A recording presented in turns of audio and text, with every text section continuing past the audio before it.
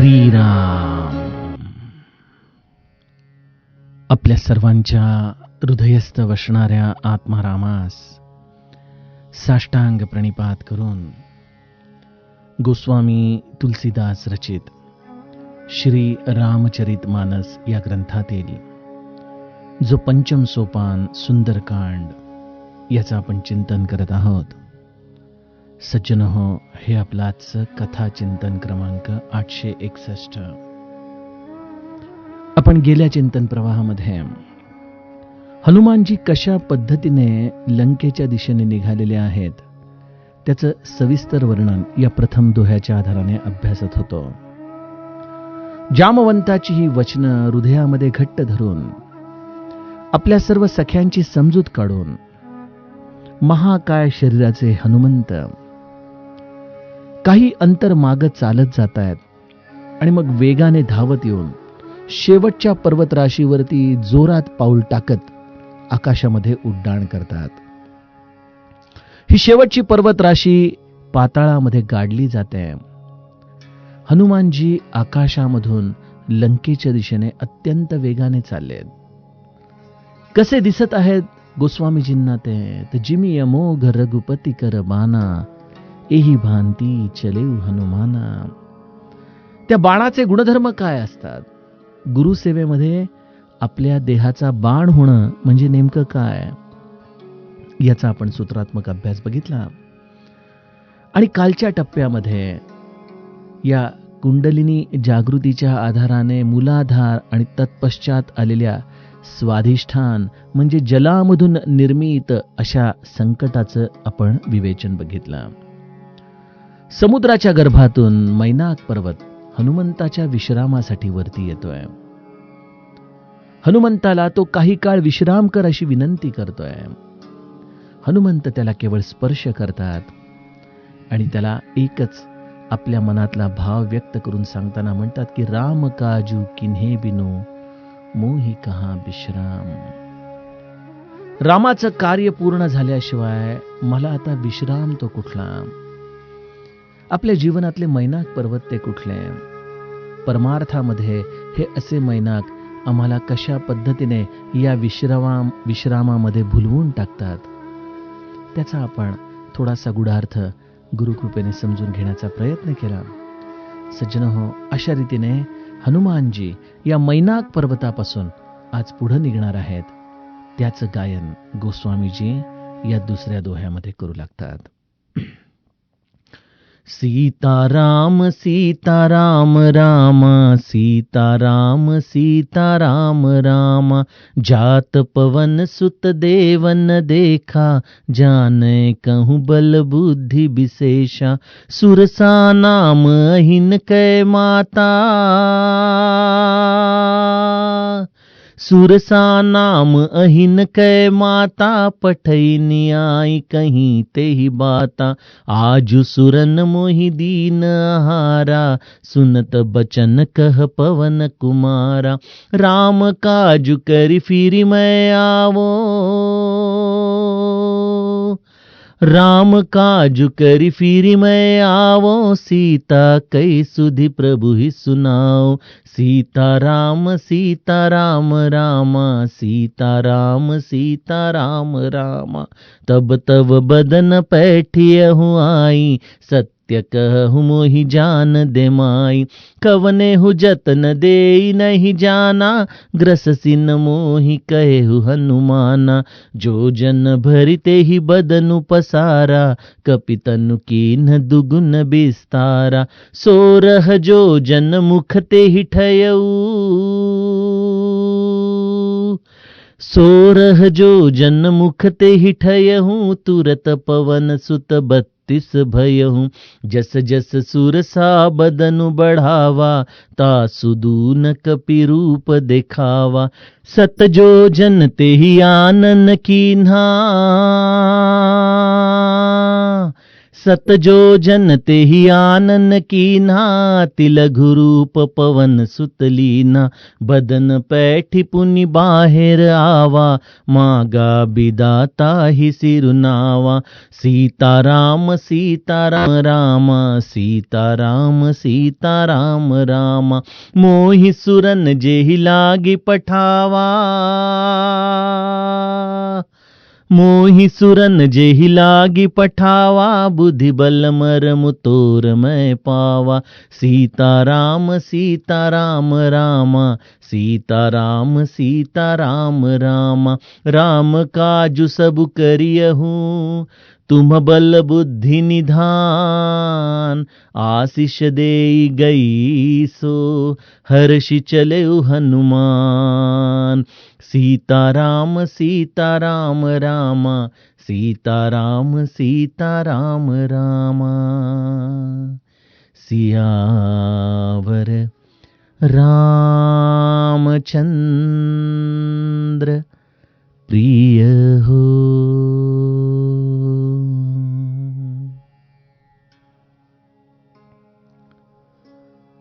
सज्जनो, आपले श्रोते अत्यंत चाणाक्ष आहेत. काहींनी मला विचारलं की सुंदरकांडची ही चाल फार छान वाटते ऐकायला, पहिल्यापासूनच या चालीमध्ये रामायण का नाही म्हटलं. गंमत अशी आहे की सुंदरकांड हा वीर रसाने भरलेला असा सोपान आहे. या चालीमध्ये अयोध्याकांडाच्या भावरसामध्ये कदाचित ही चाल भरताच्या संवेदनशीलतेसाठी योग्य ठरली नसते.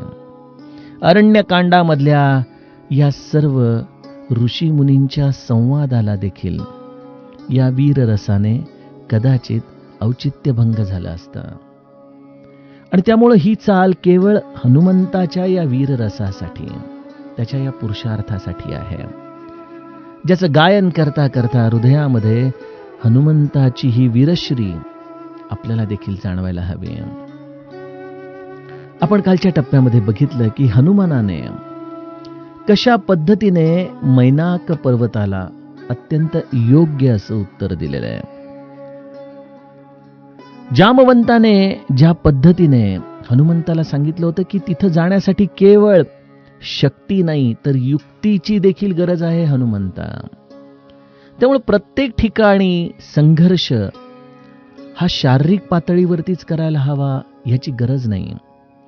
अनेक ठिकाणी शब्दांच्या आधाराने देखील आपण अनेक पेच प्रसंगांमधून बाहेर पडू शकतो. याचं उत्तम उदाहरण या मैनाक पर्वताशी झालेला संवाद आहे. काल वेळेअभावी एक सुंदर गोष्ट आपल्याला सांगायची राहिली. आज स्मरण करून ठेवलं की सर्वप्रथम त्या गोष्टीच्या बद्दल आपण बोलूत आणि मग या दुसऱ्या दोह्याच्या दिशेने जेवढं होईल तेवढा आपला प्रवास करण्याचा आपण प्रयत्न करू.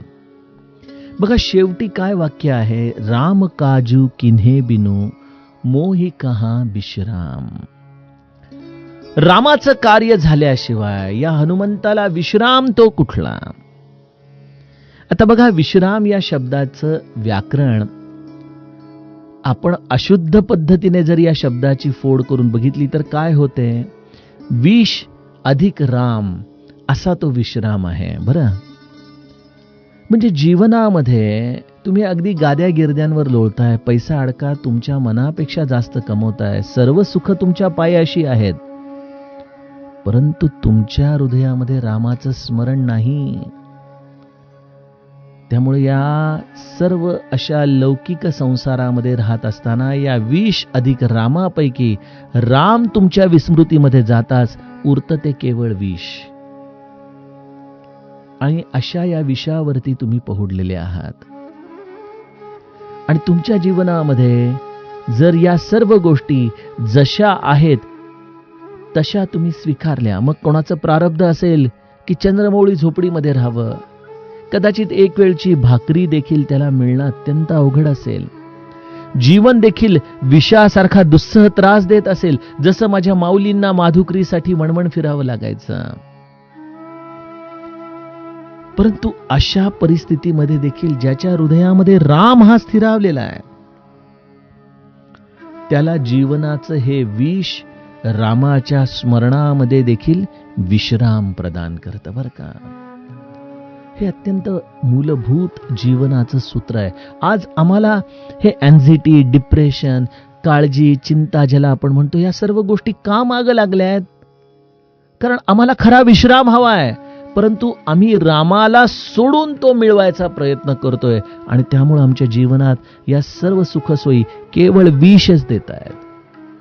मी गमतीने म्हणत असतो की आपण आपल्या आयुष्याच्या पूर्वार्धाकडे बघितलं तर आपण अत्यंत हलाखीच्या परिस्थितीमधून वरती आलेलो असतो. मध्यम किंवा त्याच्याही पेक्षा आपली परिस्थिती असते. राहण्यासाठी एखादं कदाचित छोटंसं घर असेल. पैसा देखील हाताशी तोंड मिळवणी करता करता पुरत नसेल. आणि आजची परिस्थिती जर आपण बघितली तर कदाचित आपल्याकडे खूप संपन्नता असेल, ऐश्वर्य असेल, परंतु या दोन परिस्थितींमध्ये विचार करता जर आपल्या जीवनामध्ये रामाचं विस्मरण झालं असेल तर आपल्याला निश्चितपणे जाणवतं की ते जुने दिवसच अत्यंत समाधानाचे होते, शांततेचे होते, कारण की त्यामध्ये प्रेम होतं, आपुलकी होती. सज्जनो, पैसा, सौख्य या सगळ्या गोष्टी जेव्हा आपल्या आवश्यकतेपेक्षा जास्त होतात ना, त्यावेळेला जे उरतं त्याचं नाव विष आहे बरं का. त्या हिटलरचं मला वाटतं एक वाक्य आहे की आपण मेल्यानंतर जी संपत्ती आपल्या वारसदारांना मिळते, समजून घ्या आयुष्यामध्ये नको असलेलं तुम्ही हे काम तुमच्या आयुष्याचा वेळ वाया घालवून करत राहिला, कारण की त्याची तुम्हाला गरजच नव्हती. परवा सहज लाल बहादूर शास्त्रींच्या जीवनातला एक प्रसंग कोणीतरी पाठवला होता. त्यांच्याकडे त्यांचा एकदा मित्र काही उधारी मागण्यासाठी आला की मला थोडी गरज आहे पैशाची आणि तेवढे मला जर तुम्ही पैसे दिले तर बरं पडेल. त्या वेळच्या परिस्थितीनुसार काहीतरी 50 रुपये त्याला गरजेचे होते. लाल बहादूर शास्त्रींची पत्नी अत्यंत उदार. तिने जाऊन एका डब्यामधून थोडे थोडे करत पैसे आणून 50 रुपये आपल्या नवऱ्याच्या हातामध्ये दिले आणि त्यांनी आपल्या मित्राकडे ते सुपूर्द केले. मित्र अत्यंत प्रसन्न होऊन निघून गेला. लाल बहादूर शास्त्रींनी विचारलं की तुझ्याकडे हे पैसे कसे आले? ती म्हणाली, अहो, आपला जो पगार तुम्ही मला देता ना, त्यामधून दर महिन्याला मी 5 रुपये मागत ठेवत होते. असेच वेळ प्रसंगी कधीतरी लागले तर. असं करत करत त्याचे 50 रुपये नेमके साठले आणि तुमचा मित्र मागायला आला म्हणून त्याला दिले. यावरती लाल बहादूर शास्त्रींनी काय करावं? तर आपल्या सचिवाकडून पत्र पाठवलं की पुढच्या महिन्यापासून मला 5 रुपये पगार कमी द्या, मला तेवढ्या पैशाची गरज नाहीये. काय कमाल आहे, किती निस्वार्थता असावी. हा असा संचय हाच आमच्या जीवनामध्ये विष निर्माण करतो बघा. आणि संचय करू नये अशी देखील संतांची धारणा नाही. श्री महाराज देखील आपल्याला संचयाची व्याख्या देतात. किती संचय? 3 दिवस पुरेल एवढं अन्न जर तुमच्याकडे असेल तर मनुष्य श्रीमंत आहे असं समजावा. अहो, आता आमच्याकडे 3 पिढ्यां इतकं जरी आलं तरी देखील आमची काळजी मिटत नाही, भ्रांत संपत नाही. मग हे विष नाही तर काय आहे?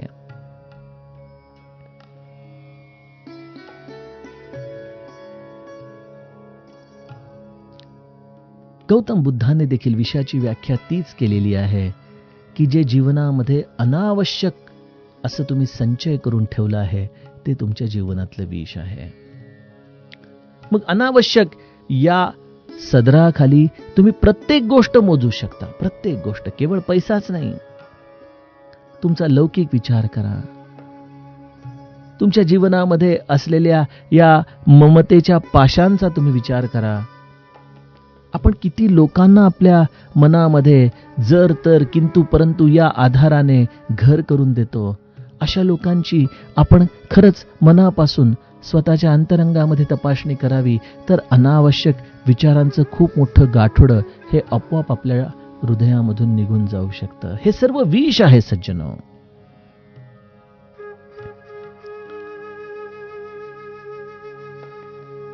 आणि त्यामुळं या विश्रामामध्ये आपण आहे त्या परिस्थितीमध्ये विवेकाने हे विष कमी करावं. आणि जर ते शक्य नसेल तर रामाचं स्मरण आपण अखंड ठेवावं. मग आहे त्या परिस्थितीत विदेही राजा जनकासारखं सर्व उपभोग आपल्या अवतीभोवती असूनही आपण मात्र नित्य विश्रामामध्ये राहू शकू.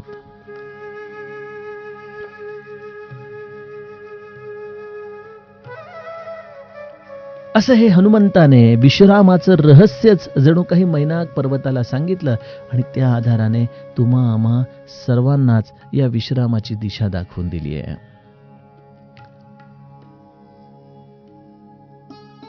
हनुमंत आता इथून मैनाक पर्वताचा निरोप घेऊन पुढे निघालेले आहेत. त्याला केवळ स्पर्श केला, त्याला पावन करून टाकलं, त्याच्या सेवेचा अव्हेर त्यांनी केला नाही. मैनाक पर्वतापासून हनुमंताचं आता पुढील मार्गोत्क्रमण चालू आहे. आणि आपण ज्या कुंडलिनी शास्त्राचा अभ्यास करत आहोत त्यामध्ये स्वाधिष्ठान संपलेलं आहे आणि स्वाधिष्ठानापासून आता पुढचं चक्र ज्याचं नाव आहे मणिपूर, त्याच्या दिशेने हनुमंताचा प्रवास सुरू होतो.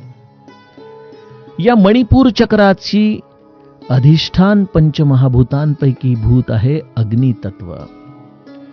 आता इथं अग्नितत्वाच्या कडून परीक्षा हनुमंताची होणार आहे. म्हणजे सर्वप्रथम पृथ्वी तत्वाने केली, मग जलतत्वाने केली, आता हनुमंताची परीक्षा अग्नितत्व करणार आहे.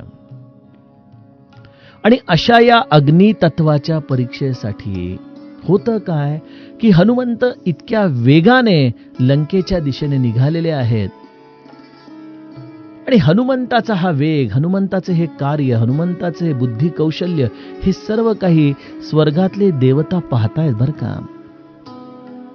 खरं तर हे काम स्वर्गातल्या देवतांच्या साठीच म्हणून हनुमंत करायला निघालेले आहेत, होय की नाही. बघा, जेव्हा हनुमंत रावणाच्या दरबारामध्ये पोहोचेल त्यावेळेला गोस्वामीजी म्हणतात की देखी प्रतापन कपिमन संका जिमी अहि गणमहु गरुड असंका. हनुमंत या रावणाच्या सभेमध्ये निशंकपणे उभे आहेत आणि त्या निशंक अवस्थेमध्ये ते पाहतायत की कर जो रे सुर दिसीप बिनीता भ्रुकुटी बिलोकत सकल सभीता. या रावणाच्या दरबारामध्ये देव जे बंदिस्त आहेत रावणाच्या सभेत ते सगळे हात जोडून चळा चळा चळा चळा कापत रावणाच्या समोर उभे आहेत. कारण न जाणे कधी रावणाची वक्रदृष्टी एखाद्या देवतावरती पडेल आणि तो त्याचा शेवटचा क्षण ठरेल. त्यामुळे अशा या देवतांना बंदीवासातून सोडवण्यासाठीच खरं तर हनुमंत चाललेले आहेत ना.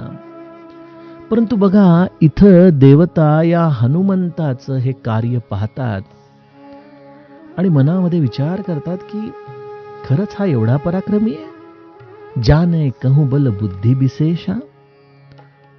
याच्या एकदा बळाचा, बुद्धीचा आपण थोडासा आवाका तर बघितलाच पाहिजे, होय की नाही.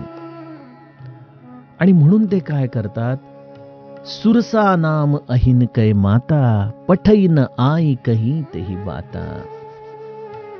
सुरसा नावाच्या सर्पांच्या मातेला देवता पाचारण करतात आणि म्हणतात की जा, तो अत्यंत वेगाने चालणारा जो हनुमंत आहे ना त्याची जरा जाऊन परीक्षा घे. आम्हाला वाटत नाही की त्याच्याकडे खरं एवढं बुद्धी आणि बळ आहे, परंतु तू तुझ्या पद्धतीने त्याची जाऊन परीक्षा घेऊन ये. आता सज्जनो, आपण या नवीन अग्नी परीक्षेसाठी तयार होतोय तेव्हा त्याची थोडीशी पूर्वपीठिका आपण समजून घेतली पाहिजे. कोण आहे ही सुरसा? मानस पियुषकरांनी या सुरसेचं फॅमिली स्ट्रक्चरच लिहून दिलेलं आहे.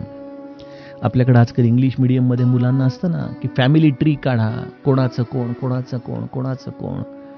त्या पद्धतीने सुरसा ही दक्ष प्रजापतीच्या ज्या 8 कन्या होत्या त्या 8 कन्यांपैकी ताम्रा नावाची जी कन्या होती त्या ताम्राच्या 5 मुली, त्या 5 मुलींमधली धाकटी मुलगी तिचं नाव आहे शुकी. म्हणजे ही शुकी दक्ष प्रजापतीची नात.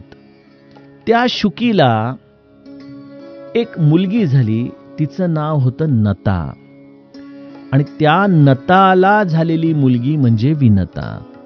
म्हणजे शुकी ही नात आहे, नता ही पणती आहे, तर विनता ही खापर पणती आहे दक्ष राजाची. ठीक आहे. आता या विनताला 2 मुलं आणि 2 मुली झाल्या. त्यापैकी विनताचे 2 मुलं म्हणजे एक अरुण आणि गरुड तर 2 कन्या, त्यापैकी एका कन्येचं नाव कद्रू तर दुसऱ्या कन्येचं नाव सुरसा. म्हणजे बघायला जावं तर गरुड आणि सुरसा हे सख्खे भाऊ बहीण आहेत. आता ही देखील काय गंमत आहे की एकमेकांचं भक्ष्य असलेले हे एकमेकांचे सख्खे भाऊ बहीण. अशा या विनताचा असलेली ही सुरसा नावाची कन्या जी सर्पांची आई समजली जाते. आता यावरती देखील अनेक मतभेद आहेत, आपल्याला त्यामध्ये पडायचं नाही. परंतु सुरसा हे एक असं व्यक्तित्व आहे जे सापांना जन्म घालतं. म्हणजे जिच्याकडं एवढं विष आहे की त्या विषाची पिल्लावळती जन्माला घालू शकते. ती अत्यंत कठोर हृदयाची आहे, कारण सर्पिण ही वेळप्रसंगी आपल्या स्वतःच्या पिल्लांना देखील खाऊन टाकते. तिच्या हृदयामध्ये कुठल्याही प्रकारची दयामाया नाही, अत्यंत तामसी अशा वृत्तीची. आणि त्यामुळं हनुमंताच्या कुठल्याही विनवणीला ही सुरसा भीक घालणार नाही याची देवतांना खबर होती. दुसरी गोष्ट अशी आहे की हनुमंताची आता परीक्षा घेणार ती त्याच्या कुठल्या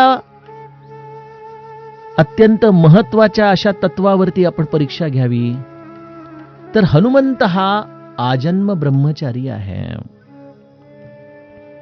आणि त्यामुळे हनुमंताची परीक्षा घ्यायची असेल तर त्यासाठी स्त्रीच असायला हवी, जेणेकरून हनुमंत त्या स्त्रीपासून लांब राहण्याचा प्रयत्न करेल आणि त्यामध्येच आपल्याला त्याचं बुद्धी आणि बळ याचा आवाका नीट लक्षात येऊन जाईल. आणि त्यामुळे देवतांनी क्षणामध्ये या सुरसेला पाचारण केलं की जोपर्यंत हनुमंत मैनाक पर्वताशी संवाद करून पुढे निघत नाहीयेत तोपर्यंत सुरसा क्षणामध्ये तिथं आली. क्षणामध्ये ती त्या समुद्रामध्ये पोचली आणि क्षणामध्ये आपला फणा काढून आकाशामध्ये विलक्षण उंचीपर्यंत ही सुरसा आपलं तोंड पसरून हनुमंताची वाट पाहू लागली. आता इथं आपल्याला या अग्निपरीक्षेचं थोडंसं स्वरूप समजून घेतलं पाहिजे.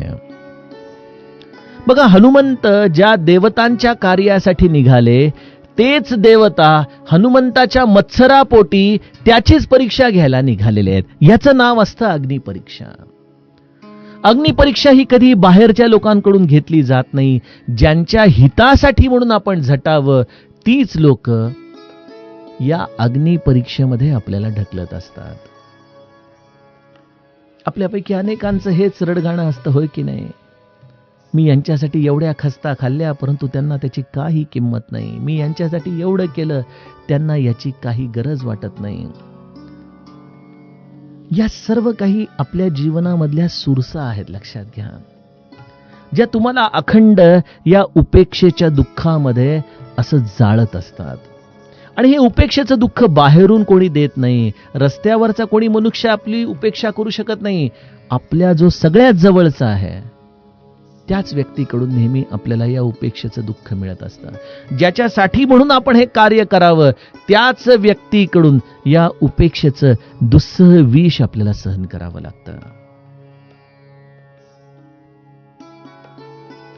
जीवनामध्ये उपेक्षा सहन करता येणं हे परमार्थामधलं एक खूप मोठं पद आहे बरं का. आणि त्यामुळं ज्याने आपली उपेक्षा केली त्याच्यावरती आपण मनामध्ये कधीच कुठल्याही पद्धतीचा रोष धरू नये. कारण त्यांना ही बुद्धी देणारा, त्यांना हे कार्य करायला प्रवृत्त करणारा कोणीतरी आपला अत्यंत जवळचाच असतो.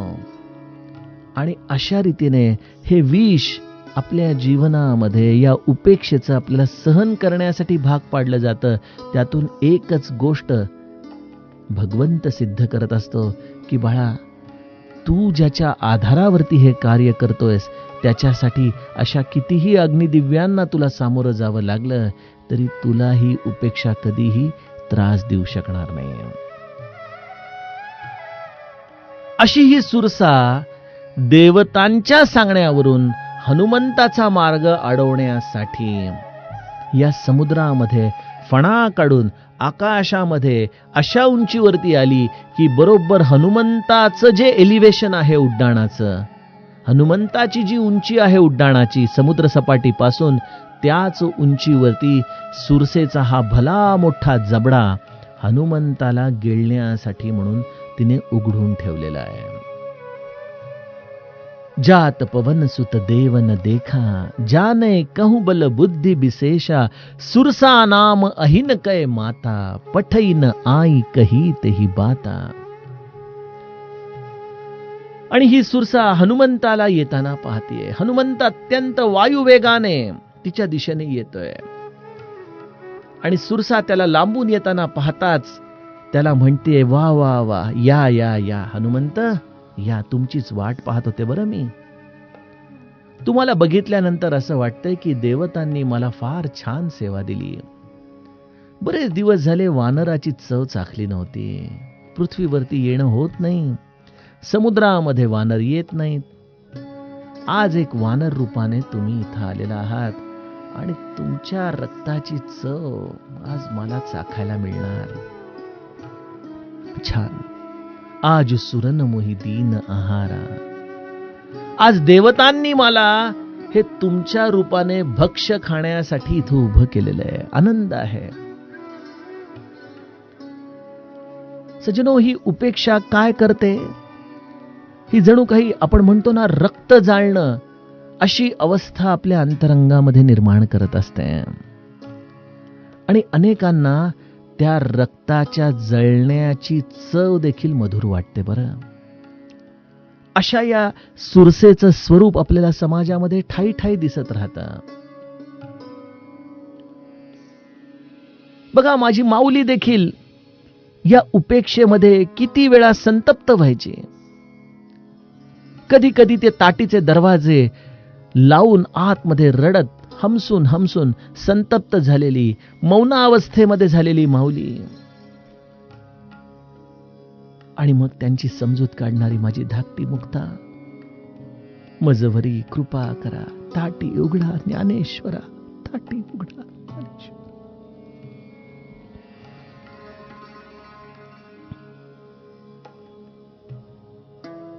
या उपेक्षेवरती प्रेमाची फुंकर घालणारी ही बहीण मुक्ता माऊलीला प्रार्थना करते की नको एवढा रास करून घेऊ, एवढा त्रास करून घेऊस. दरवाजा उघडा ज्ञानोबा, दरवाजा उघडा.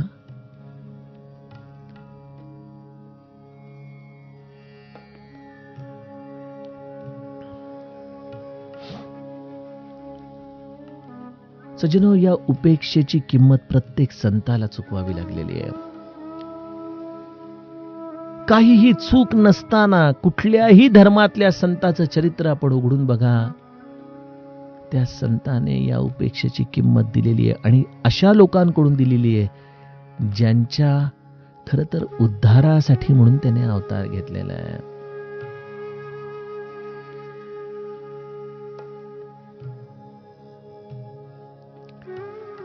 आणि संतांचं दयासिंधुत्व काय की अशा सुरसा विष सोडत राहतात, परंतु संत या विषाला पचवून त्या विषाच्या आधाराने त्यांच्यावरती केवळ अमृताचाच वर्षाव करतात.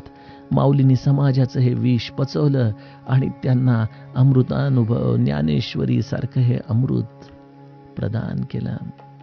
जगद्गुरु तुकाराम महाराजांची गाढवावरून फिरवणारी लोक तीच होती ज्यांच्यासाठी म्हणून तुकाराम महाराजांनी गाथा रचली. जिजीमाईच्या हातचे तिखटाचे लाडू, कोळशाचे निखारे खाऊन ते श्री महाराज या जिजीमाईच्या मुलीच्या बाळांपणाच्या कळा स्वतः सहन करतात, तिला जीवदान देतात. किती म्हणून उदाहरणं सांगावी की या अगदी आपल्या जवळच्या असणाऱ्या लोकांचं विष संतांनी पचवलं आणि त्यांच्यावरती शीतलतेचा, या अमृताचाच वर्षाव नित्य ठेवला. खरं तर हनुमंताला देखील संताप येणं हे स्वाभाविक होतं की अरे मी कुठं चाललेलो आहे, तू काय करतीयस. आणि हनुमंत हे बुद्धिमताम वरिष्ठम आहेत. आता त्यांची प्रज्ञा ही प्रफुल्लित झालेली आहे. त्यांना हे कळत नाहीये का की या सुरसाला या देवतांनीच पाठवलंय. सज्जनो, जीवनामध्ये देखील बऱ्याचदा आपल्याला कळत असतं की समोरची व्यक्ती ही कोणाच्या तरी खांद्यावरती बंदूक ठेवून हे सर्व कार्य करत असते. परंतु या सर्व गोष्टी कळत असतानाही त्या बोलता येऊ शकत नाहीत. तिथं त्याला शांततेने आपल्याला संवादच करावा लागतो.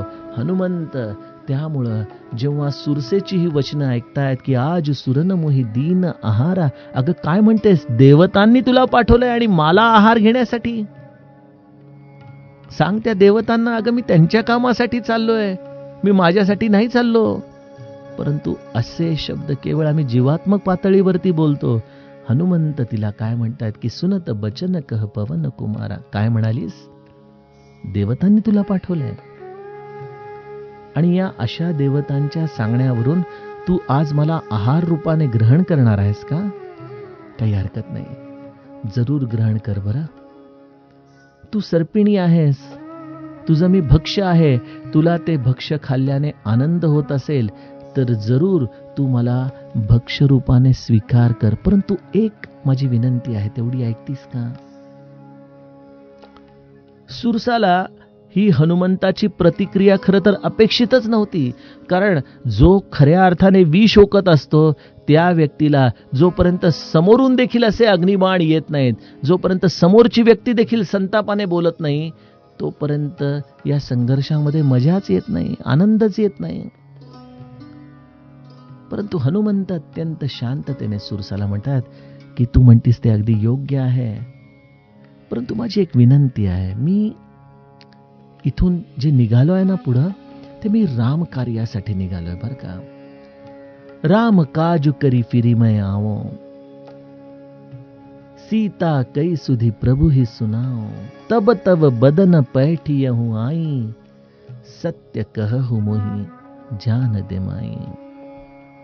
सुरसा, तू मला खाऊ इच्छित आहेस ना? काही हरकत नाही, परंतु माझी एक विनंती ऐक. मी राम कार्यासाठी निघालोय. कुठलं राम कार्य? तर माझे स्वामी आहेत ना प्रभू रामचंद्र, त्यांच्या पत्नी सीता माता या लंकेमध्ये आहेत बरं. मी तिथं लंकेमध्ये जातो, सीताजींचा शोध घेतो, त्यांची वार्ता घेतो, त्यांना क्षेमकुशल प्रभूंचं देखील सांगतो आणि सीताजींचा समाचार घेऊन पुन्हा प्रभू रामचंद्रांच्या चरणी जातो.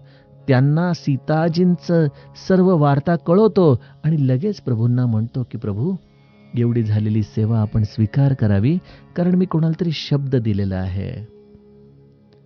तिथं सुरसा नावाची एक सर्पिण आहे, जी मला खाऊन आपलं पोट भरू इच्छित आहे. मी तिला शब्द दिला होता, त्याप्रमाणे मी आता हे कार्य आपलं पूर्ण केलंय. तेव्हा तिच्या मुखामध्ये जाऊन विसावतो, तिला तिचा आहार मिळू देतो. सर्पिणी ऐक, हे माझं सत्यवचन आहे. यामध्ये तुला मी कुठल्याही पद्धतीने माझं जीवदान मागत नाहीये, परंतु माझी केवळ एकच इच्छा आहे की मला हे प्रभू रामचंद्रांचं कार्य पूर्ण करण्याची तू संधी दे. आणि त्यानंतर तुला मी निश्चितपणे सांगतो, सत्य कहू मैं जान दे माई, सत्य कहू मोही जान दे माई. मी तुला सत्य सांगतोय की मी निश्चितपणे परत येईन आणि तुझ्या मुखामध्ये विसावीन. परंतु त्यासाठी मला थोडा वेळ दे. मी सीताजींचा शोध घेऊन प्रभू रामचंद्रांना क्षेमकुशल सांगून परत येईन, तेव्हा तुझ्या मुखामध्ये येऊन विसावा घेईन. सज्जनो, हे संत चित्ताचं एक विलक्षण लक्षण आहे की त्यांनी आलेल्या प्रत्येकाच्या प्रवृत्तीचा कधीच अव्हेर केला नाही आणि त्याच्या या चित्त प्रवृत्तींचा अव्हेर न करता त्याचा स्वीकारच ते करत आले. अशा या सुरसाचं आणि हनुमंताचा होणारा हा पुढील संवाद सज्जनो आपण उद्याच्या कथा विभागामध्ये बघूया. जानकी जीवन स्मरण जय जय राम.